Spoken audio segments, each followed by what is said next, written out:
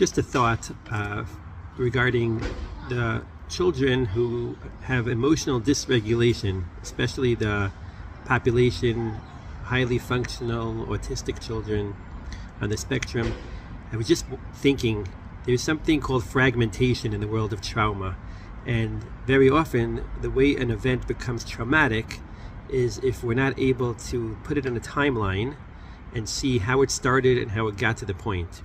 And that's what fragmentation is. When the brain doesn't have the ability to just put everything on a timeline and everything is broken up, the event, it very often turns into stored trauma.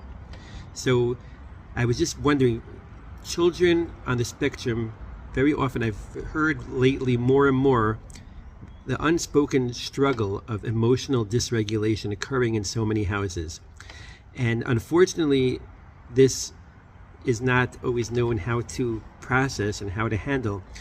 Oftentimes these children do end up in emergency rooms, ambulances called emergency services, and however it ends up unfolding and being resolved, the question is, do these children have the opportunity to be given on a timeline to speak out with someone compassionate, someone that can help them understand, to make sense of how it started? There was, let's say, a sensory overload that led to a scary feeling, that led to acting out in a behavior that was not appropriate, that was unsafe for themselves and others, and that ended up going through a whole trajectory that ended up in a strange place, in a hospital setting, or even further sometimes.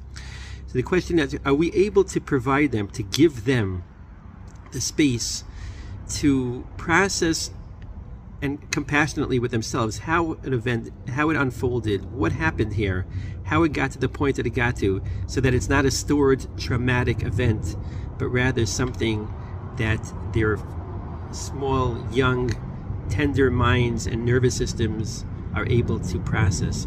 Let's think of a way. If anyone can think of a good way, please leave a comment, leave a suggestion for others to help support ourselves and these children, please.